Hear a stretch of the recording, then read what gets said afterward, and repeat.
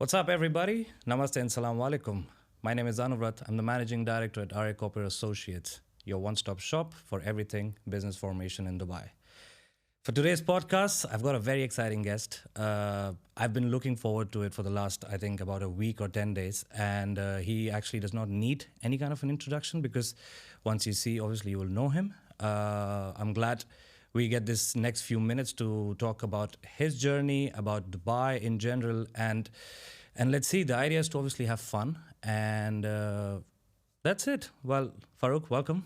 Thank you so much, Anu, for having me on your show. Thank you for taking out time for being here. It's my pleasure. Before anything, I was thinking about it. I had a lot of things to say and everything, but then my introduction, obviously, for you is going to be very simple.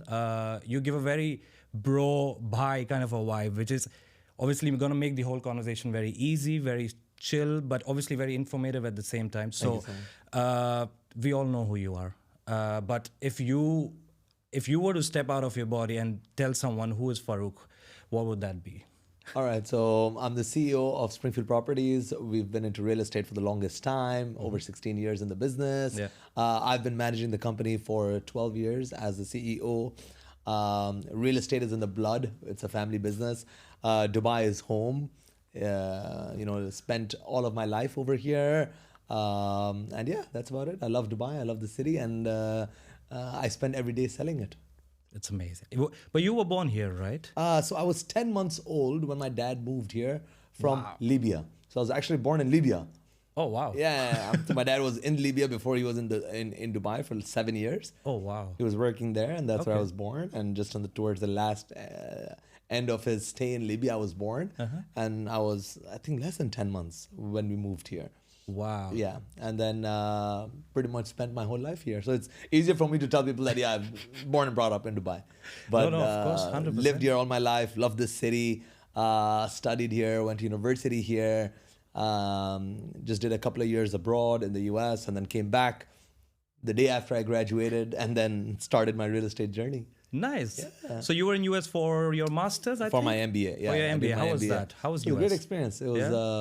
I was in Michigan, the coldest part of the U.S. Yeah. Right up north on the border of Canada. Yeah. It was a great school. Yeah. Enjoyed my time there. Yeah. And yeah, man, it was a great experience. And in comparison to when you were studying here, when Yeah. you were living here, how would you compare that? Because I mean, like when I used to live in US for only 1 year, but then I could definitely compare it to Dubai. So I want to understand and know more about you when you were there. You studied here. You also studied there. What? Yeah. Honestly, I think so. I studied here at the American University of Sharjah, which is a top school in the UAE. And honestly, I think the level of education is at par with the US. A lot of people don't like it when I say Nice. this, but I mean, I studied at a top school in the US as well. It was University of Michigan. Yeah. It's one of the top schools in the US.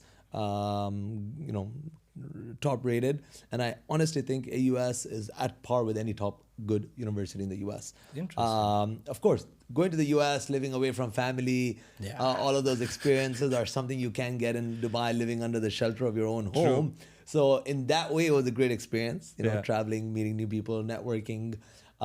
Even my network actually that I developed here in AUS actually came into a lot of use throughout my life at work, in my business life, because a lot of my network in the US is still there in the US. And I do business in Dubai. So a lot of that network didn't really come into business use. Whereas a lot of my AUS network and my high school network actually comes into use every day in my business. So, to a lot of families that think about or contemplate towards sending their kids abroad or, making them study over here, honestly, I think in Dubai has world-class educational institutes and has world-class higher education institutes as well. And they're just further developing them and improving them, and the government is spending a lot into the education sector over here. So yeah, man, comparing both, I think Dubai has the best of everything. Interesting. And from your whole gang of when you were growing up, are you? Is somebody working with you? Obviously, you still hang out with them. You still do your usual, like Kite Beach, Philly, everything. Yeah. But I'm sure that was one of the things that you definitely missed in US when you were there. Of course, from the home food. Yeah. That's a no-brainer. And more importantly, Dubai previously, a lot of people used to move out of Dubai, or it used to be a transient place. People would come here, spend 5-6 years, and a lot of people would, then probably migrate to the US or Canada or Europe or probably go back to where they came from. But now it's becoming a lot more permanent residence for everyone. Like a lot of my high school friends are still my friends to this date. My core group of friends are all my friends from my high school. Wow. We carried on our friendship. Everyone pretty much left Dubai for their university. So everyone either went to the US, UK, or Canada, or a couple of them went to Australia, and they all came back to Dubai. Wow. Each and every one of them, except maybe a couple who are still there, who are now thinking of moving back after working outside for 10 years. Wow. So Dubai has become such a magnet for everyone because they're attracting top talent. They're paying, most companies in Dubai are paying very well. There's a lot of business opportunity. You're in the business formation business, so you know better that there's a lot of opportunity over here. A lot of people are moving from first world countries. I'm talking the West. I'm talking Europe. I'm talking North America, that are moving over here for the opportunities that Dubai has to offer. Absolutely. So for me, luckily, that's been great. That a lot of my friends are still here, and their families are here. We're all, now our second generation are friends now. Yes. So our kids are now mingling together. With the same group of friends. So that's been amazing. Nice. Being a Dubai kid, that no one, because a lot of my friends that are now my friends at an older age, or my friends from work, a lot of them tell me like, oh, I came from India, but all of my school friends are either in India or they're scattered around the world. Or if I came from, I don't know, England, all my high school friends are in England or scattered all around the world. But for us Dubai kids, all our school friends are here, and no one left. Because Dubai has great opportunities. So 100%. So that's great. I mean, like for myself, when I moved here 7 years ago, I've been here 7 years. And exactly what you said, like there's so much opportunity when it comes to, if you want to get a job, if you want to start your own company. Like 7 years ago, when I moved here as a supervisor in a hotel, I never thought I'll be running my own company. Like it's phenomenal. And the kind of people that I meet now, and from the time when I first moved here, I'm still in touch with those people, like for example, the valet drivers that used to work in my hotel would go, I would schedule once in a month or two, go to Al Quoz, have a nice Afghan darbar kind of food. and it's just amazing, from them to CEOs to like investors to it's amazing how broad the whole spectrum is. And I think all of this has to play, has a lot of, I'd say a lot of backing when it comes to the infrastructure in Dubai, obviously, when it comes to the ease of setting up business in Dubai, the ease of networking opportunities. How does that something that you use within Springfield, for example? I mean, you've been here for way too long now, so you're not a new player in the market. But obviously, when you started, when you took over as a CEO, like how did you start your way around that? So a cool thing about our business is that it's sales related, right? Yeah. So in sales, there's no barriers to entry. Yeah. So a lot of people that start off in real estate, I mean, some of our top players in our company, some of the top guys, and if you get a chance to sit with them and ask them their stories of where they started off from, a lot of them came from very humble beginnings. Because there's no barriers to entry, right? In real estate, you don't need to have a PhD, or you don't have to have a doctorate degree, or you don't have to have done your engineering, or some super high level of education. So a lot of people stumble into sales because they're good speakers. They have a dream. They're very well motivated in order to, motivated to make money. So a lot of them came from very humble. Someone was from random industries. They just stepped or stumbled upon real estate. And then they started doing well. And then, of course, they've grown. And they've grown into millionaires. They've grown into people who've now become investors. A lot of our agents, I'm proud to say, we have a thing called the Millionaires Club. I'll tell you a story of one of our kids. He's a kid because he's still in his mid-20s, or I would say late 20s. He came to Dubai with nothing. Started off working in the bazaar.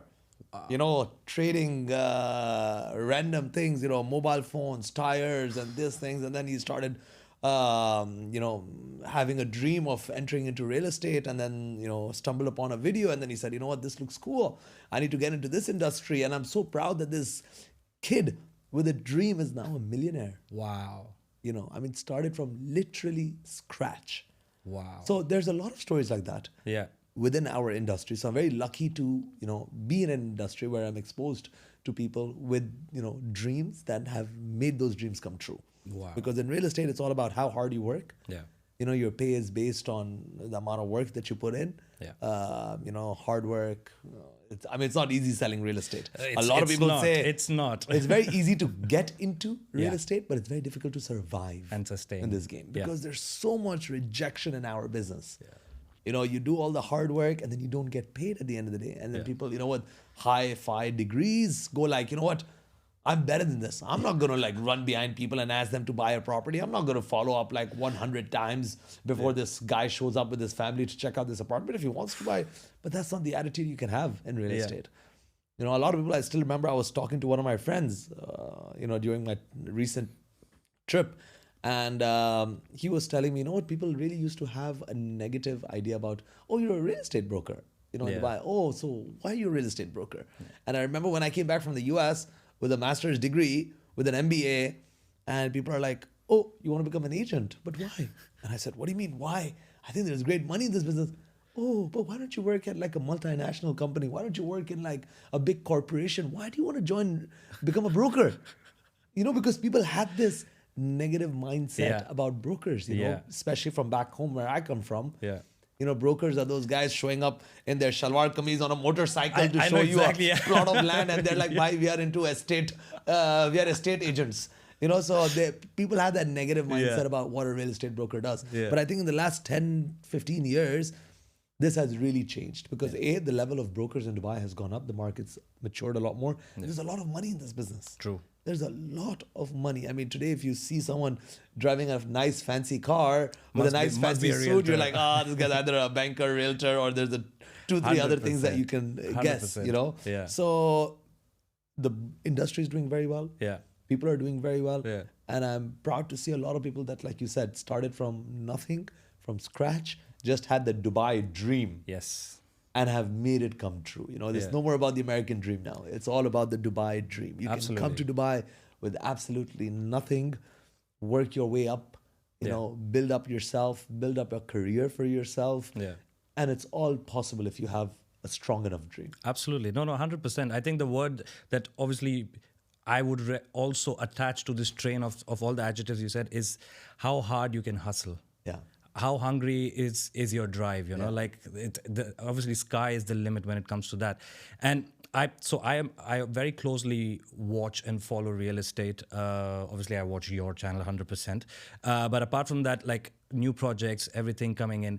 And it's, when you see it from a third person perspective who does not live in Dubai, they obviously the first impression that they have is that this is ridiculous. How are they even going to do this?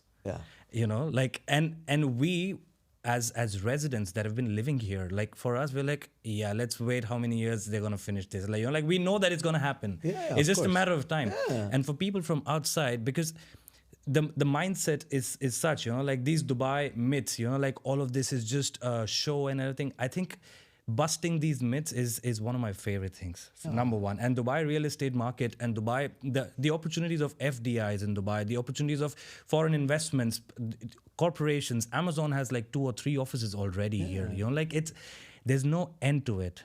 It's unbelievable.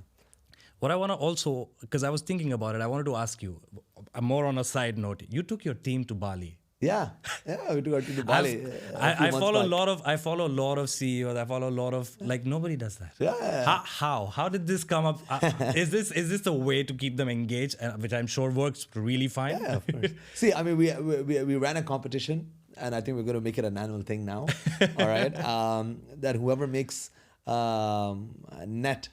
whoever makes a gross 2 million dirhams, in the year as commissions, we're going to take them to Bali.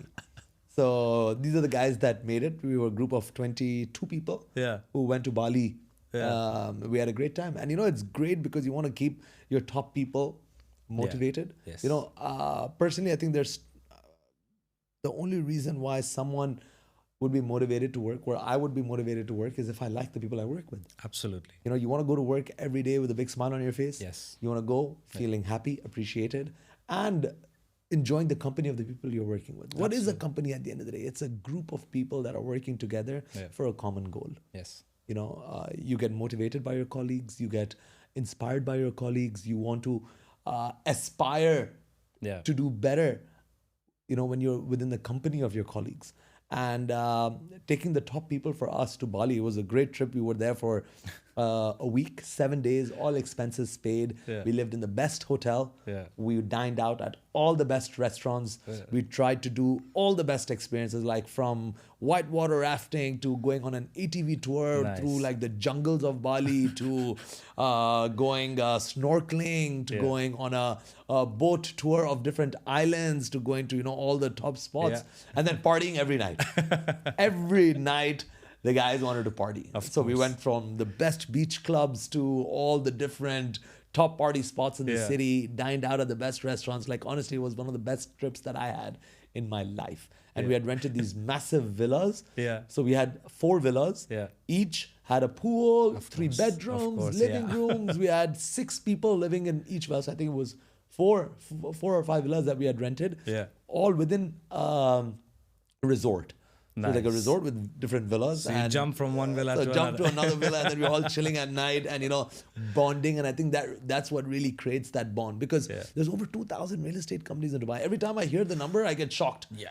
Even more. And then there's around 21, 22, something like that, 1,000 registered brokers. I'm glad you mentioned register. And then the unregistered brokers might even double that number. We're Yeah. not sure. Yeah. All right. So there could be over 50,000. I mean, I hear different numbers all the Yeah, time. So someone yeah. says there's 50,000 brokers. Someone says there's 40,000 brokers. But let's just, you know, imagine it to be between those two numbers. Yeah. So there's a lot of brokers in the market. There's a lot of companies in the market. Yeah.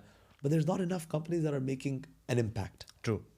All True, right? true. So being proud to be one of those companies that's making an impact in the market, we want to make sure our top guys and our top talent Yeah. feels motivated, believes that they can do well, and keep motivating, because they're sort of seeing each other and building a healthy competition Yeah. amongst each other. Yeah. You know, being in a sales environment, you have to Yes. keep competing with your colleagues to become the best version of yourself. Yeah. 100%. Because trust me, this business can be sort of heartbreaking at times.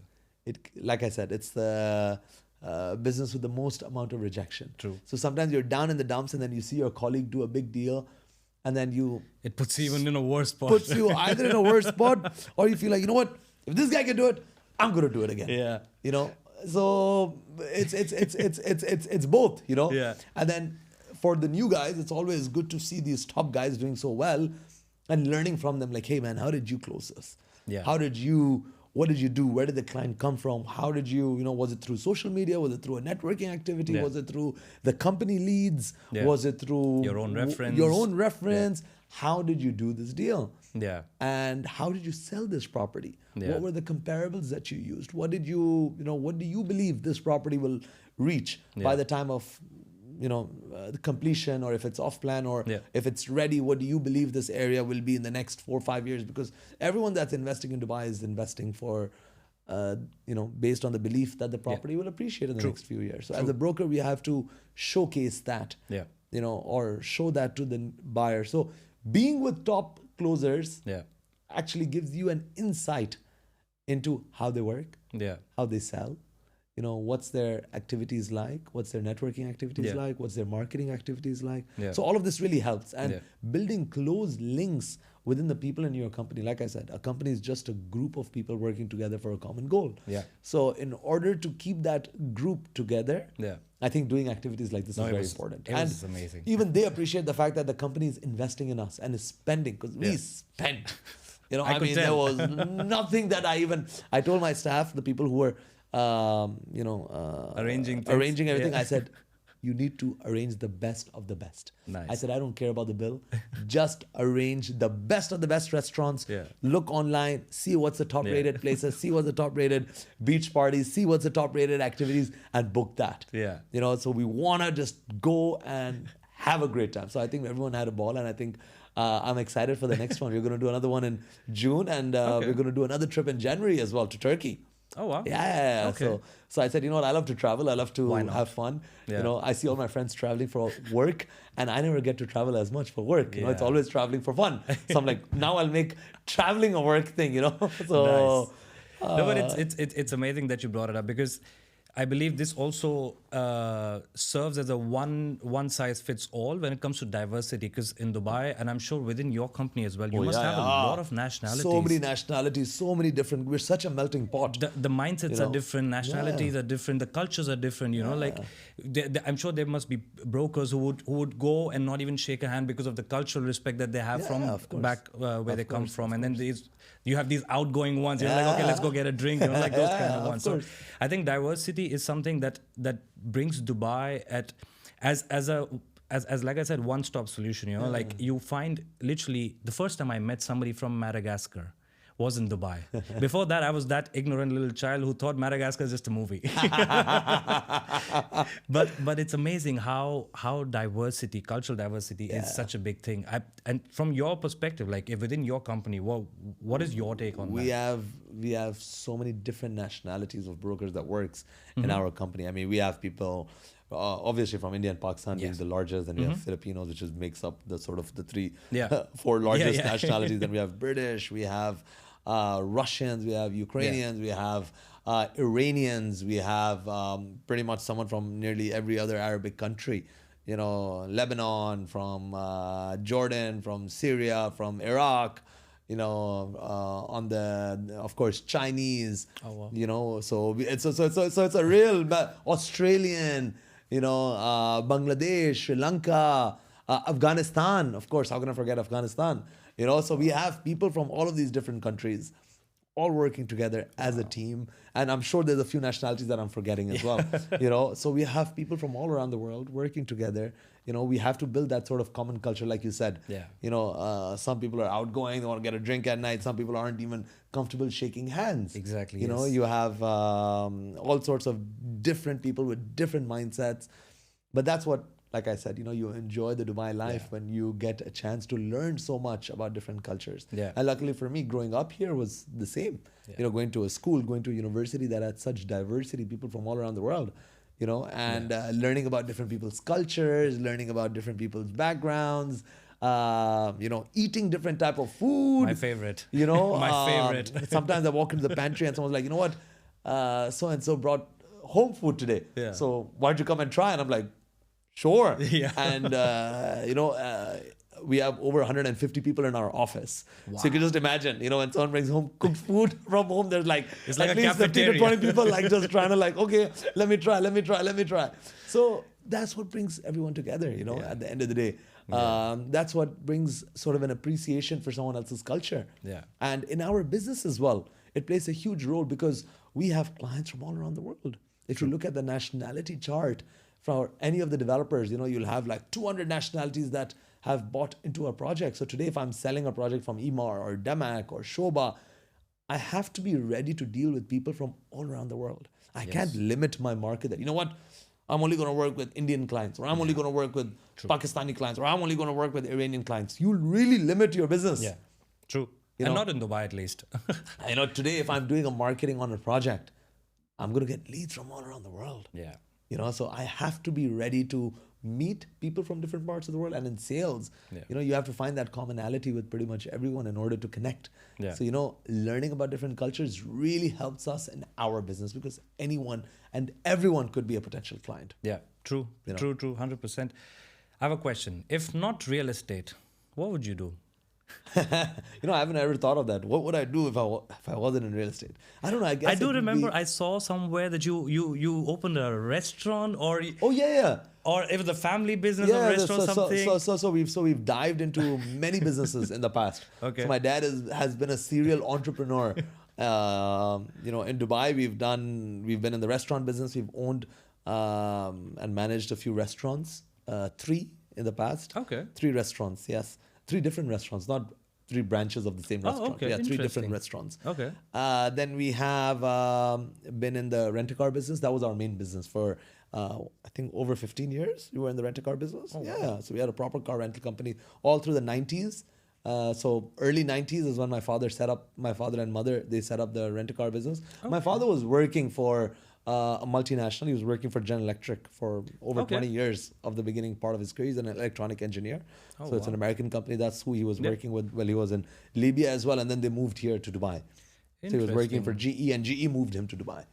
So when he came here, my mom just didn't want to sit at home. She's like, you know what, I want to start a business. So my mom and dad, they started the rent-a-car business, and my mom ran it for 15 years. Wow. Yeah, we grew it from literally 1 or 2 cars when we started the company to a fleet of over 100 cars towards the mid 2000s.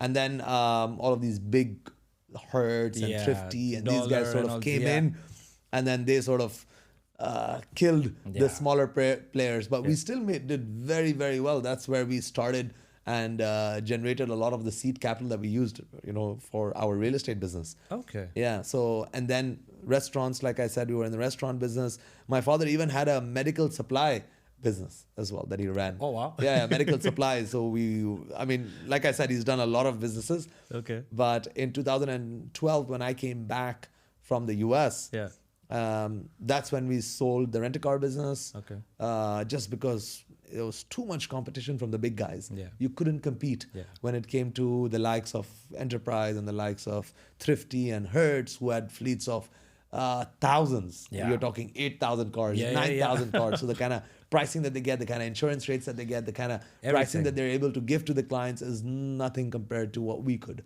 Yeah. So then we decided, sell it. And we sold it at a very good price. And then we decided to sort of focus on the real estate business. Okay. Even the restaurants. I tried not managing, but I tried helping out in the restaurants. Yeah. And I just realized that this is the toughest business to be in. I just couldn't. So I told my dad, I said, this is one business that I don't understand. Yeah. And I don't think I can ever run a restaurant. I was scarred, by the way, by running a restaurant. Really, it was that difficult. Bad? It was that difficult. I mean, just managing with customer expectations every day, and more importantly, managing your staff. Yeah. I had cooks fighting with each other. One day I remember we got a call in the middle of the night that there's been a fight. I said, fight? And they have knives next to them. Fight? Yes, and they have knives and this. And I'm like, what? He said, the guy who made the kebabs ended up fighting with the guy who was making the biryani because this space is meant for his vegetable cutting and this space is meant, and then this guy didn't wash the utensils. And I'm like, damn, dude, what am I dealing with? And then we have to show up at the restaurant and try to sort of break this whole situation going on. So I just said, I don't think I want to be dealing with this, And real estate was something I was always interested in because I worked in a real estate company all throughout my university years. Okay. So from 2006 was my first job in real estate. Really? Yeah. In Dubai? In Dubai. Okay. Yeah. I worked for a real estate company in 2006 when it was a summer between my high school and university. Interesting. Yeah. So Okay. it was the summer. I graduated. My dad we've always been working. So even my younger years of high school, I would always help out in the rent-a-car company. I would always help out in the restaurant. It was just a thing that we did, because my mom had to go to the rent-a-car company. Yeah. And we You're would like, okay, I'll come with you. Yeah. So, and she would pick us up from school. Perfect. Whatever the food we would eat would be in the rent-a-car restaurant. company. Okay. In the rent-a-car company, because that's where my mom spent most of her time. So we had a back room over there where we would eat food, have lunch in the office, and then go home. So it was just throughout my life, I was around work, business. Every summer, every break that we used to have, we used to help out. Yeah. So the summer between my university and my dad obviously started investing in Dubai's real estate market as early as 2000, 2001. Wow. So as soon as Dubai launched the first sort of freehold real estate, my dad started investing. So he always had a keen interest for real estate. And then in 2006, 2007, he said, let's start a real estate company. So we actually ended up starting the real estate company in 2008. But before that, I had already worked in 2 companies actually. So then throughout my university as well, because, back in 2006, 7, 8, the market in Dubai was insane. It is still pretty crazy right now. I don't know if it's more now or... it was similar. Okay. And it was a lot less regulated than it is today. Okay. So every day there's new launches happening. There's a lot of resale and flipping happening, which doesn't happen now because it's a lot more regulated. The government doesn't allow you to flip properties overnight. Back in the day, it was happening. So you could go into a launch, put down 100,000, walk out, and double your money because you would buy a property, let's say, for 4 million dirhams, pay only 100,000 booking deposit, walk out of the launch, and someone's like, I'll buy it off you for 100,000 more. So you sell it from, instead of 4, you sell it for 4.1 million. And you double your money, 100,000 becomes 200,000. Like literally every Tom, Dick and Harry was trying to buy some real estate. And luckily at that time, it was easy to sort of get in. Like I said, it was very unregulated. So I worked for 2 companies throughout my university life. Okay. It was more like connecting family and friends, trying to sell them real estate, or helping out people who had already bought to sell. And then in 2008, we formed our Springfield Properties. Yeah. So my dad started this company along with 2 other partners. Okay. All right. So, and then the crash happened. So we formed the company in the beginning of 2008, and then It just after happened the that summer, time, no? yeah, 2008 summer, there was the Lehman Brothers crash. Yeah. The whole real estate market sort of collapsed over a few months. All right. And then 2009, 10 was very tough years for real estate. Yeah. And that's around the time that I graduated, 2010. Okay. So, what always helped out in the business. Then went to the US when the market, my dad didn't see the market recovering. He was like, things seem a little bit shaky. So why don't you, continue with your MBA? So I went for my MBA soon after I graduated from university. Okay. And when I came back, the market started going crazy again. And then it was a good time to sort of come back into it. Nice. So we've done a few different businesses, but coming back to the question, what would I do if not real estate? It would definitely be sales related. Yeah. I would definitely be into some sort of sales because I don't think there's any other business or there's no other trade where you can make more money than sales. That's true. I feel like it's one of the most important sort of areas of business. Yeah. If you have the power to sell, or the ability to sell, you will make money. Whether you're selling real estate, selling insurance, selling aircrafts, whatever you're selling, you will make money because a commission-based job is something that I would need. I want to be motivated every day to do well and to do better for myself. You want to have that drive, like of course. This is where I want to go. Yeah, so I haven't thought too much about it, but it would definitely be some sort of other sales. Okay, interesting. Talking a little bit about real estate now in the current market that we're in, which is, I love it. I mean, like I'm personally invested in real estate in Dubai as well, and I'm just literally like every day I see numbers, every day I see these new launches and everything. And you feel better about yourself. Yeah. About your investment. You're like, I'm a smart guy. I'm a smart guy. I bought something a year back. No, literally. No, because I realized that I have so many friends, I have so many people in my network and connections who back in the year as well made way much more than I did and still have that money sitting in a bank account. Yeah, and it's losing value. Now when I think about it, now when I look at the real estate market, it's amazing how it's booming. And with the current thing that we're doing right now with business incorporation, obviously we also look at the segment of buying a property under your company's name, for example. So I want to talk a little bit about that. Like if you buy a property under your name as an individual or your company as an LLC or FZ, how does that work in terms of a longer picture as an investment? Okay, so you could buy like you correctly mentioned, either your name or company name. Some individuals just want to obviously not show their identity, and that's why they form a company, and it has to be a UAE-based company. Yeah. So it has to be either a Jafza or any of the other free zones. You make your company there, and it's buying property in Dubai itself is such an easy process. Yeah. The government has just made it so smooth. People are shocked as to how easy it is to buy real estate in Dubai. Literally, for someone who's never been to Dubai, can just buy real estate in Dubai by just sending his passport copy. We do the registration and that's it. Even forming a company. I mean, you're in the business of forming companies. It's super easy. It's super easy to form a company. Someone could be sitting overseas and literally do all the paperwork electronically.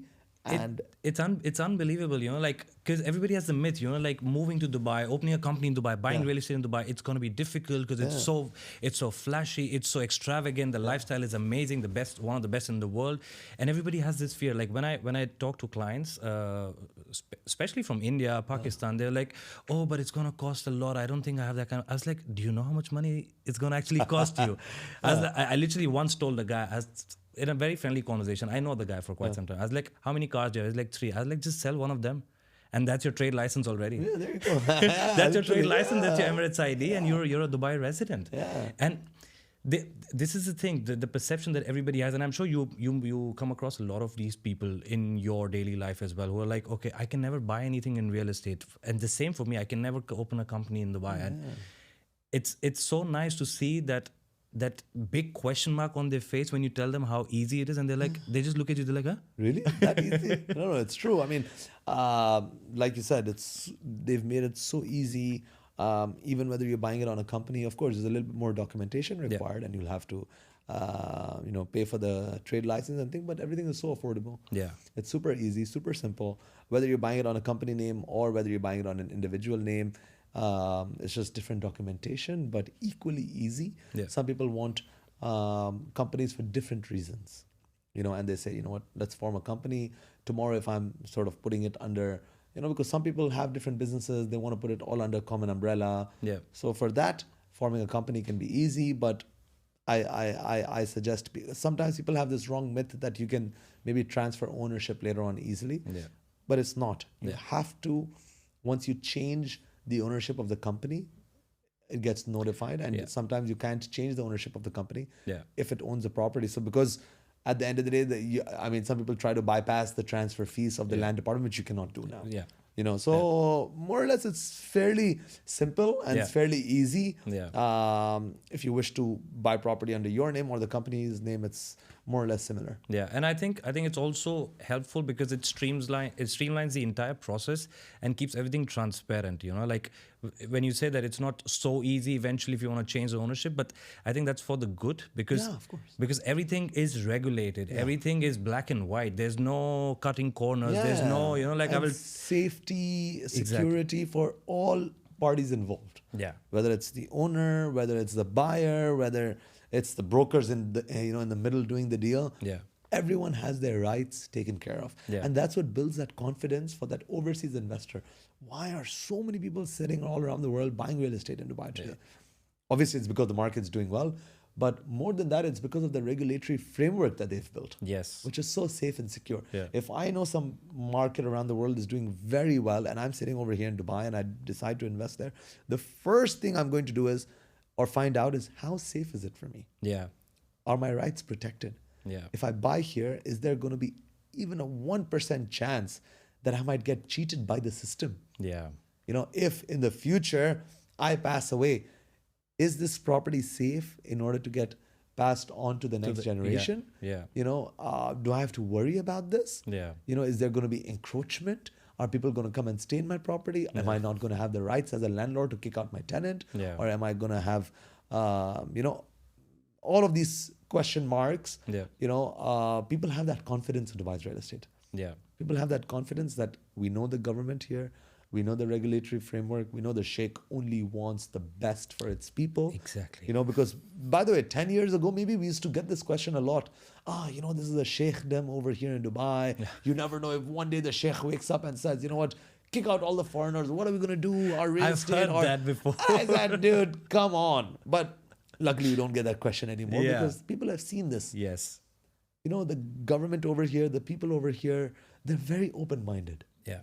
They want the foreigners. They want the people to move here. They want to increase the, population of their city because they understand, the Sheikh understands. He runs this city as his own business. Yes. Often they've coined the term Dubai Inc. Yeah. Dubai Incorporated, where the Sheikh is the CEO. Yeah. And all of these different government organizations are working together and competing amongst each other. True. Just the other day, I had gone to JITEX, where they had, shown all the government agencies were showcasing how they're sort of bringing in tech. Okay. And there was a lot of competition when I went to, because I'm working with the Federal Tax Authority. Okay. From a social media side, just, showcase I think I've latest. seen one. So I had a couple of posts with the Federal Tax Authority. So I took my chance to go and visit the Dubai Police and the DIVA and then the different government organizations. And I felt like whoever I spoke to, there was a lot of inherent competition between the government organizations. There was one person who I met, they're like, we are the first government agency to have AI-driven tech, this sort of AI-driven tech in our data processing area, and we're the first government agency to do this, and we're the first government agency to do this. And I said, wow, there's so much internal competition between them. Amazing. Because the Sheikh runs the different departments as if it's a different business altogether. Yeah. And these businesses are competing between each other. just for the best of all the residents in the city. Yeah. And I think it works really, really well. Yeah, no, it's phenomenal. Like, and especially that you mentioned about the Sheikh. Like, now I want to just talk a little bit about lifestyle in Dubai and how the Sheikh's vision, the 2030 or There's the 2040 urban planning. Yes. Then there's the D33, which is the 2033 vision for Exactly. doubling the economy exactly of like Dubai. from the time when you were a kid, when you were a teenager, from that time to now. I'm sure the whole lifestyle. First of all, like I'm only assuming because I was not here at that time, but I'm assuming the lifestyle back in the day was still the same. Safety, things being regulated. Like you still have a lot of opportunities, and now it's just growing. It's just on another exponentially high level. I mean, I often tell people this. When I was growing up in Dubai, the population here was 500,000 people. Today, a village back home. Today is 3.8 million people. Wow. The last statistic that was published in the Dubai Media Office, official page was 3.8 million people. Wow. Dude, compared to 500,000 people, what is that? Like 7-8 times nearly the population of when I was growing up. So imagine like Dera, Dubai, and Trade Center was the last building. Everything after Trade Center is all after my middle school time, So that's the speed with which we've seen the city grow. Wow. And things like safety and security were always a top priority. So even when I was growing up, Dubai was an extremely safe city. We never had thieves. We never had, the police and the law enforcement agencies have always been super active. Yeah. It's always been Sheikh Mohammed and all the Sheikh's vision to make sure that safety and security is a priority. Absolutely. Because we have people from all around the world coming here. Yeah. We have all sorts of people coming over here. So we have to maintain that peace in the city. Because, back home in our countries, even though we're all the same people, we're still... You never know. there's still so much infighting going on. Yeah. Just based on different languages or slight different dialects and, all sorts of things. And over here, we are like different nationalities altogether. Over 200 different colors, different shapes, different sizes, different languages, different everything, cultures. And still we're all living together peacefully. So compared to now and back then, the peace and cleanliness as well has always been a top priority for Dubai. So Dubai has always been super clean. Yeah. Even when I was growing up, Dubai was super clean. Yeah. Just the sheer level of development that has gone in has been phenomenal. Massive. The amount of real estate that has developed, the amount of infrastructure. I remember the time when Sheikh Zayed Road was 2 lanes. I remember You're that one of those time. who's seen it at... It was 2 lanes going, 2 lanes coming back. The Toyota building. The Toyota building used to be there. Then we used to drive forward. And then there used to be the Metropolitan Hotel, which used to be on our left, which was where today Haptur City is. Where Al Haptur City is. There used to be Metropolitan Hotel. Then we used to drive down. Then there used to be the Jumeirah Beach Hotel. There used to be a different hotel there called, I think it was, forgot what the name was. I think it was Chicago Hotel or something like that. Oh, wow. It was based after a U.S. city. Okay. And then after that, we had the Hilton and Sheraton, which was on JBR. That was built fairly back in the day as well. There used to be a Hard Rock Cafe. There used to be where I AUD. remember, yes. There used to be where AUD is now. Then they broke down that Hard Rock. It was a huge guitar on the main road. And all of these places just sort of came up in front of me. And I still remember in 2000, 2001, my father bought his first apartment in the Greens. And imagine Sheikh Zayed ended where Trade Center was. People are like, what the hell have you bought in the middle of the freaking desert? Wow. All my father's colleagues who were, working with him at GA, they're like, dude, you're crazy. Go home, buy property back home. What the hell are you buying in this desert? You never know what the hell is going to happen to the city. This is just a short-term sort of place. Why are you investing here? This is... And then my dad bought his second property in the Springs. Then he bought his third, fourth, fifth. And then it just kept going on from there in 2001, 2002. Because he believed in the city. And even though those areas seem super far away. Yeah, look at it now. It's become super central. Green, Springs. My dad still owns a lot of those properties that he bought back in the day in 2001, 2002. Wow. You'll be shocked at the prices. The growth has been... I can imagine. exponential. I'm talking nearly 10x in some cases. So that's the level of growth that has happened in Dubai's real estate, and the way the city's grown, the population has grown, and with the population growing, the entertainment has grown. Yes. The people have become, like I said, a lot more diverse. You've had so much more people. Previously I remember there used to be a lot more Indian and Pakistani people. Now it's I think equal number of Europeans coming, people from all around the world, so it's been amazing, man, how the city has grown so much. If you just take the recent history, Yeah. in 2010, if you just Google the Dubai's population in 2010, it was nearly half of what it is now. It was 1.8 million people in 2010. In the last 14 years, our population has more than doubled. More than doubled. All right. It's amazing. So if the population has more than doubled now, Yeah. when they say in 2040, they want to take the population to 7.8 million people. I believe that. Me too. 100%, I believe 100%. that they will increase the population by half, 100%. by over 5 million people. Yeah. I believe in. And whatever follows it, the And people are like, infrastructure. are you sure? Because that's when I mean, if you just think about real estate, all of these locations that we're selling today, they're going to be super prime in the next 5 or 10 years. Yeah. It'll be impossible to find a property on the water at the prices that we're selling at today. Yeah. It's going to be impossible to be in a master community like the likes of Emaar, Damak, and Shoba, what they're developing, and other developers as well, what they're developing at these prices. We are still, if you compare on a global level to the major cities around the world, we are still very affordable when it comes to a per square foot price for prime properties, and our city is growing much faster than any other developed city around the world. That's true. The pace of growth is exponential in Dubai right now. The amount of people that are coming in is the rate of growth of our city is unmatched. Yeah. All right. Yeah. And for that reason, I believe the real estate prices are going to be way above what we see today. When the population doubles, you can just imagine the amount of requirement. If you just take the last 2-3 years, look at what's happened to the rents in Dubai. Oh. Okay, if the prices have gone up, some people always say, maybe there's just too much investment coming in. People are parking their money here, blah, blah, blah, blah, blah. All of these myths. Yeah, exactly. That we Myths, hear. that's what I call them. But rents can't increase Yeah. just because of it's being a bubble or people parking their money. Yeah. Rent only increase. If you're an investor in Dubai that owns a townhouse and you've given it to me to rent for 150,000 and I bring a tenant the same day, you'd be like, wait a second, am I charging below the market? And then you're like, wait a second, let's try 160. Farooq, you just came back the same day with a tenant. Yeah. Maybe I'm charging less. So let's yeah. make it 160. Next day I bring another client. You're like, wait a second, no, wait, let's make it 170 or 180. Let's see where the market's at. Yeah. But imagine you give me a property for 150,000. Yeah.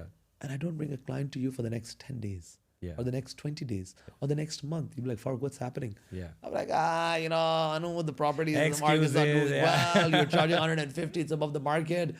You'll be like, okay, Farooq, let's make it 140. Yeah. Doesn't rent out again. You'll be like, let's make it 130. Let's make it 120. Yeah. Because the rentals only go up if there is demand. 100%. And they go down and there's not enough people willing to live in those properties. Yeah. So the rental market going up is a clear indication that there's a lot of people moving into Dubai. Yeah. There's a lot of growth happening. When Dubai says they want to double the economy, they want to double the population, not just because Dubai is going to be a place for people to live here. No, it's going to be a place where people will grow. It's going to be a place where people will build businesses. It's going to be a place where the economy is doubling. And I think Dubai has a very bright future because of the way it has become a global player. Yeah. In the business world. Yeah. No, I'm personally, I'm very excited. I'm very, obviously, because I'm an investor as well, but at the same time, I call this my home. I got married here. I have a house here. My parents are here every 3 months, every 4 months from India. For me, I'm literally now looking forward. For example, I was just thinking, like 10 years down the line, we do another podcast. We're like, remember when we spoke about it in 2024? For sure, man. What it was and what are the numbers and to what it is now. Thank you so much for your time, Farooq. It was a pleasure. It was amazing talking to you. Like I said, you give that bye, bro kind of vibe. So it was nice and chill.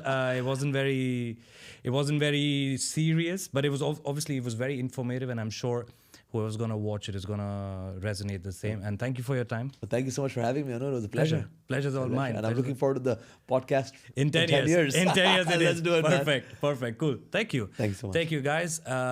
And yes, stay tuned for more Dubai insights, all about what is life in Dubai, lifestyle, real estate, setting up your company. Whatever it is, get in touch with us. If you have any questions, if you want to know, even if you just want to have a chat, get in touch with us. Thank you.